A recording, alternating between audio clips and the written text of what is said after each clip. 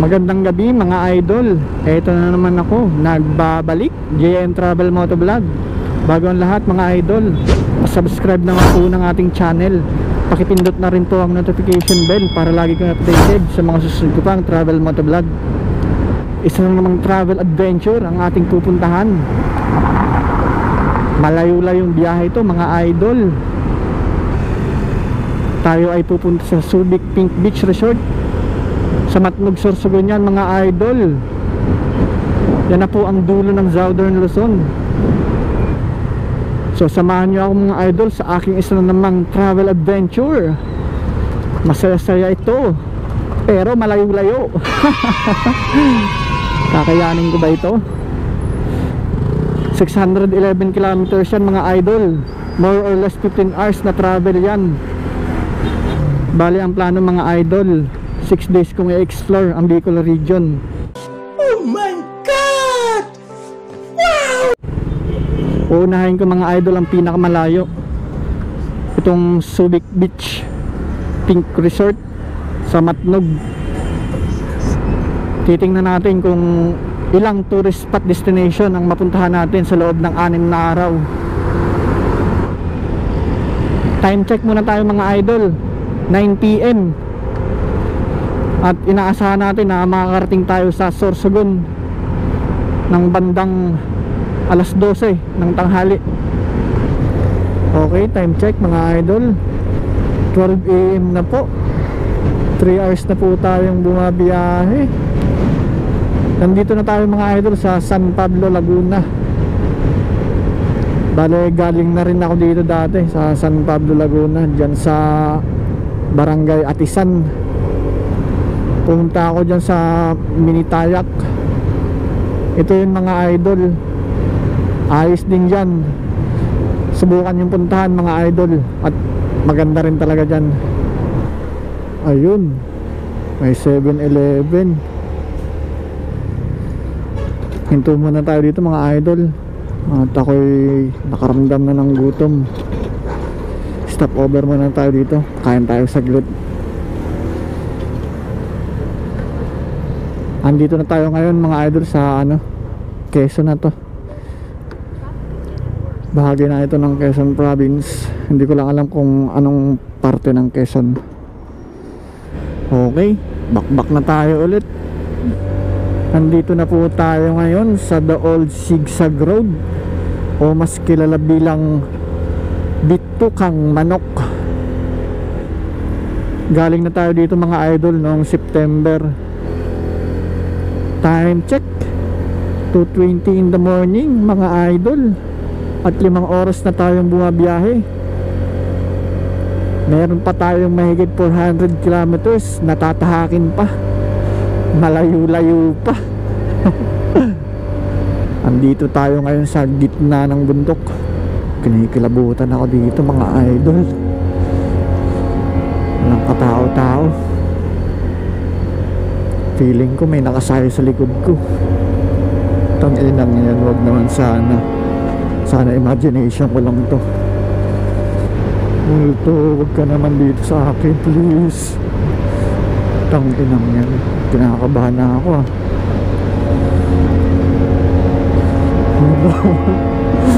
Hello, bakit wala akong mga kasabay ng sasakyan dito? Tangina, ano ba itong pinasok ko?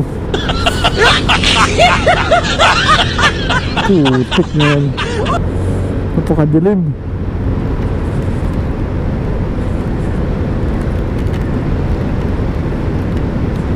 Sobrang kinikilabutan ako mga idol. Feeling ko talaga may nakasay sa likod ko. Patayin ko na muna mga idol ang camera, at sobrang kinikilabutan ako. Okay mga idol, nakababa na tayo sa Bitukang Manok. Ay naku, grabe ang takot ko dun ah. Sobrang kinabahan. Tangina, ako lang mag-isa. Putik na yan. Ang hina pa ng ilaw ng motor ko. Okay mga idol, mamaya na lang ulit update ko kayo. Umaga na mga idol, Mahigit 10 oras na rin tayong bumabiyahe mga idol. Nakakaramdam na rin ako ng pagod at antok. Nandito na tayo ngayon sa Daet. Ay, Naga pala to mga idol. Sorry, Naga. Nandito na tayo ngayon sa Naga. Bale, babiyahe pa tayo mga idol ng mahigit 6 na oras. Ay, naku, pagod na ako. Mahigit 10 oras na tayong nagdadrive. Woo! Excited na ako mga idol. Dahil after more than 15 years, makakabalik ako sa aking hometown. Makakapakulit ako sa aking lupang sinilangan. Bali mga idol, kompleto tayo ng documents. Ano po? Kompleto tayo ng mga kailangan nila para tayo papasukin. Meron tayong health certificate, travel authority, at result ng ating negative swab.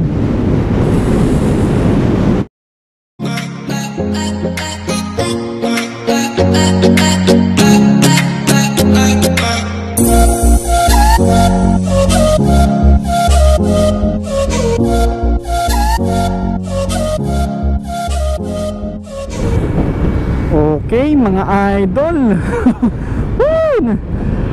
Nandito na rin tayo sa Sorsogon City sa wakas. Thank you Lord, thank you Lord. At ligtas po akong nakarating dito. Maraming salamat po sa paggabay at pag-ingat sa akin. Hindi ko akalain na ganito pala to kalayo kapag minutor. 2 hours na lang, nandun na tayo sa Matnog, Sorsogon mga idol. Grabe. Lagpas 15 hours na akong buong biyahe mga idol. Ramdam na ramdam ko na yung pagod. At antok na rin ako. Ay. Yes, sa wakas nandito na ako, nakabalik na ako. Nakabalik na ako sa aking bayan. Ang sarap sa pakiramdam after 15 years. Nakabalik ulit ako dito. Bali sa Gubat, Sorsogon ako mga idol. Hindi ko alam kung ilang oras pa yung babiyahin ko papuntang Gubat, Sorsogon. Pero malapit na lang yun. Siguro dito na lang ako magpapagabi mga idol sa Sorsogon City. Dito na lang siguro ako magpapalipas ng gabi. Sobrang pagod ko na at sobrang antok na. Maghanap na lang siguro ako ng ma-check-inan dito. Bukas ko na lang to babakbakin ng 2 hours na papuntang Matnog, Sorsogon. Bukas na tayo pumunta ng beach. At hapon na rin. Hindi na natin kakayanin. Kung tutuloy pa tayo ngayon, pupunta pa tayo ng isla eh. Sasakay pa tayo ng bangka pagdating natin ng Matnog. Hindi nakakayanin. Kakapusin na tayo sa oras. So dito na lang ako magpapagabi ng mga idol. Dito sa Sorsogon City. At bukas ng umaga, babakbakin natin tong natitirang 2 oras.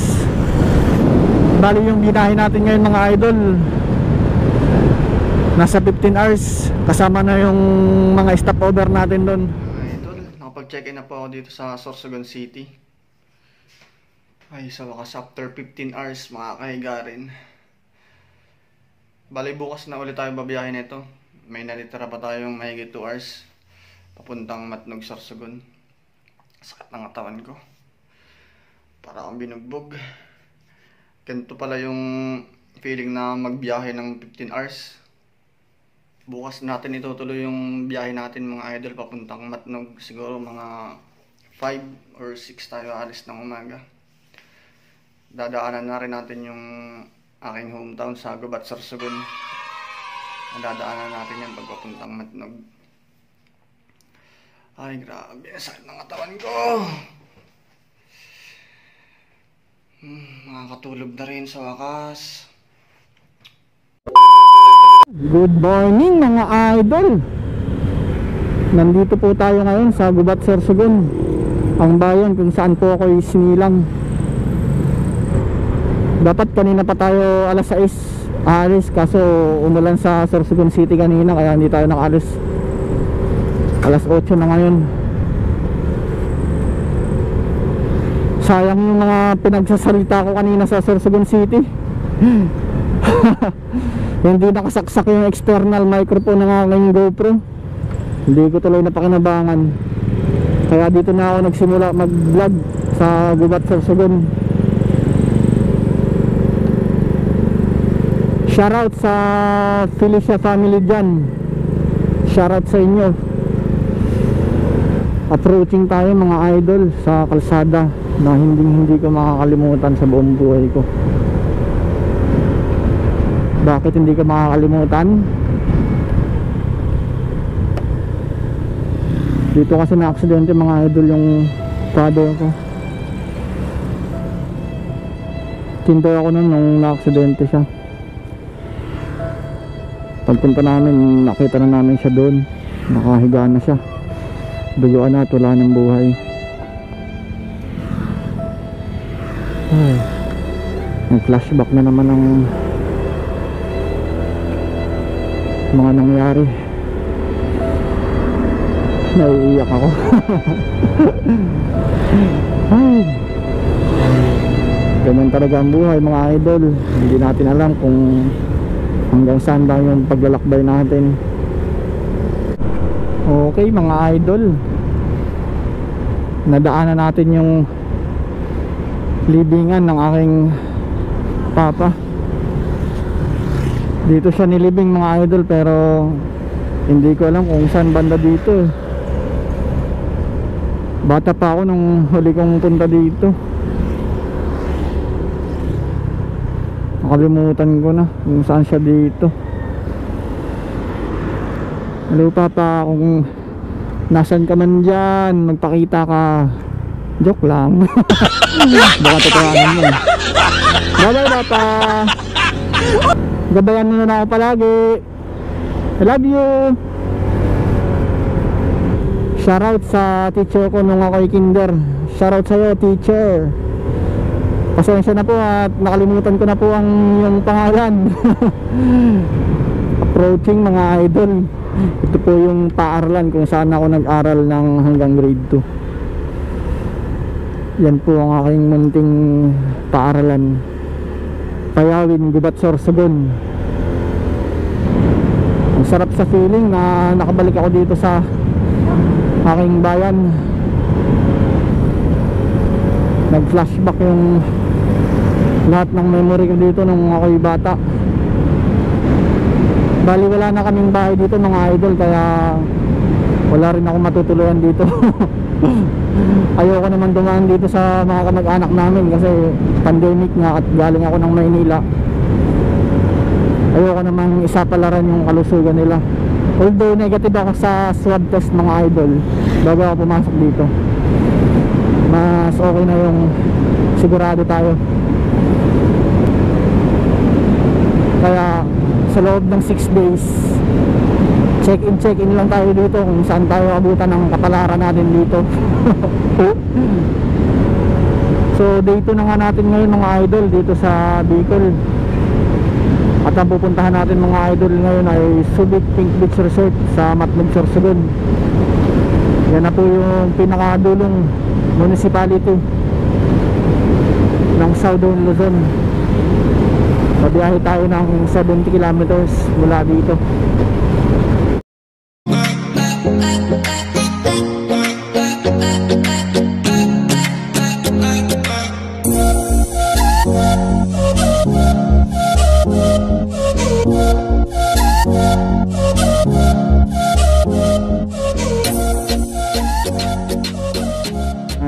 Okay mga idol, nandito na po tayo ngayon sa Matnog, Sorsogon. Tatanong-tanong na tayo dito kung paano makapunta sa isla. Sana payagan tayong pumasok sa isla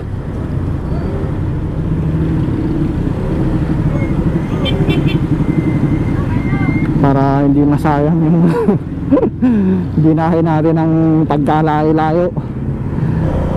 Tama ba itong binigay sa akin ni Reese na daan? Sa tuktok na ako ng bundok pero dagat yung pupuntahan ko.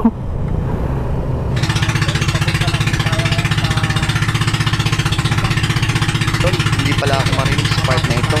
Masyado palang malakas ang makina ng bangka.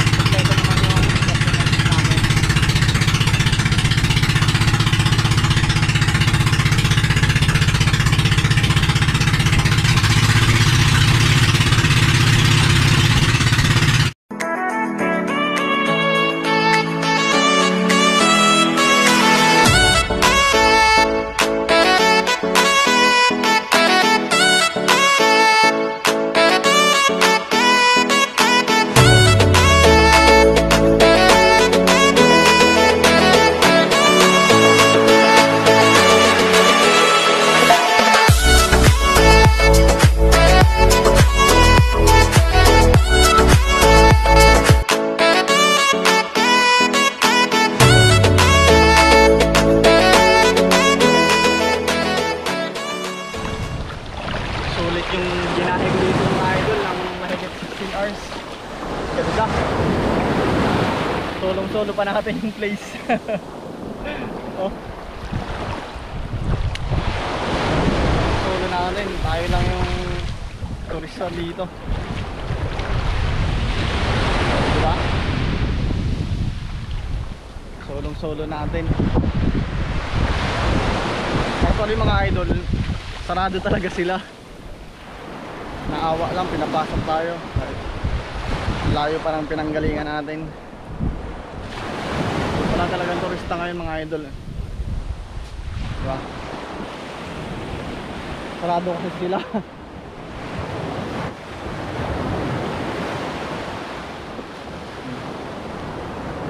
Ganda. Lumlo yung dagat mga idol.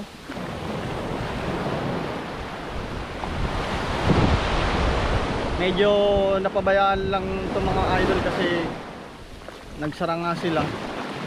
So walang mga turistang pumunta dito.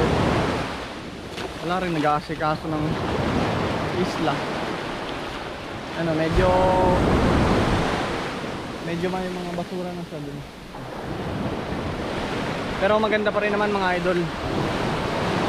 Pag bumalik na sa normal, mawala na yung pandemic, pag nirenovate na nila yan, babalik sa dati yung ganda niya.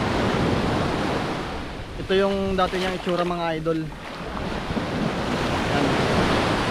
Diba ang ganda?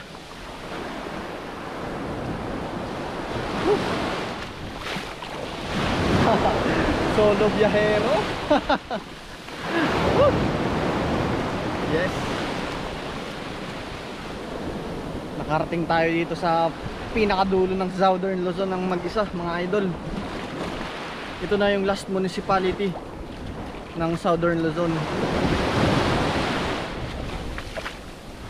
Ang ganda. Medyo malakas lang yung alon ngayon mga idol. Malakas yung alon.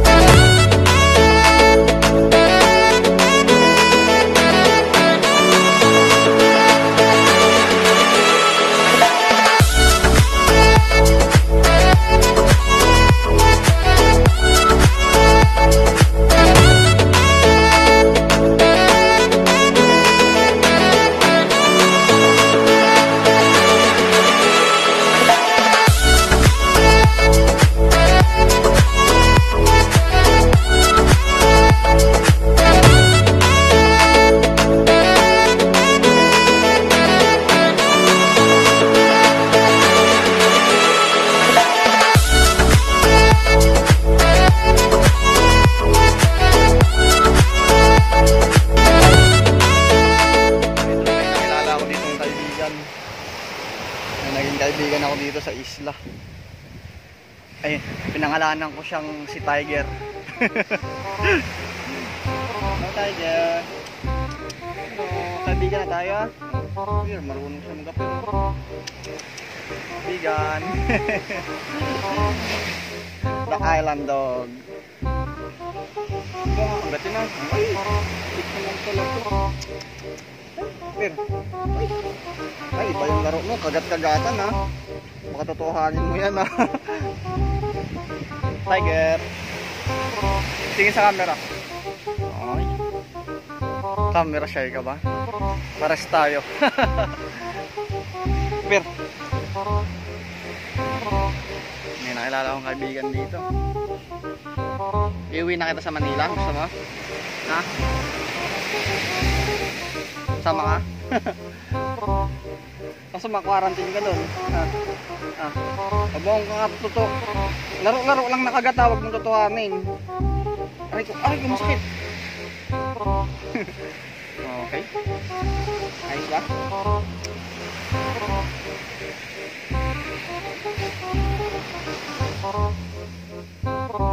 Sama ka na sa akin. Kailangan ko ng aso sa bahay. Ano? Kita? Yung mga idol, yan yung kaibigan ko dito sa isla.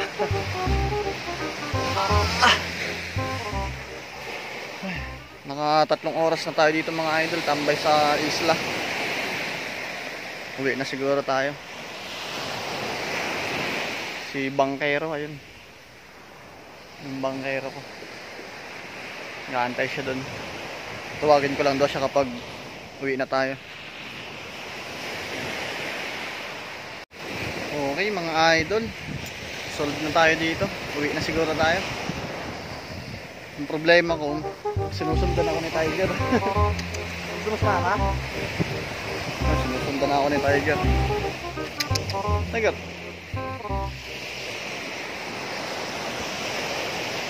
Gusto mo sumama sa akin.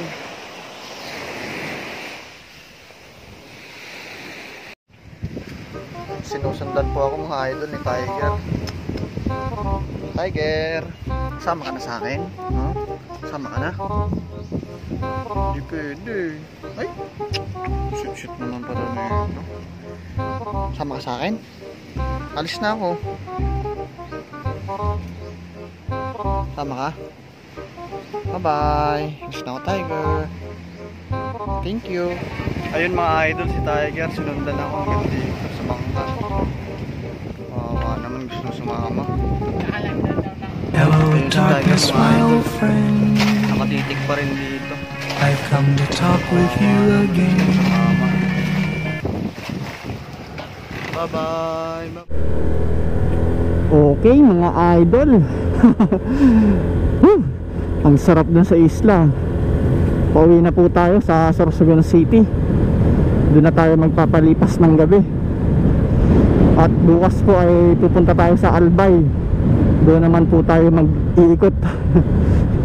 Puntahan natin yung mga tourist spot sa Albay.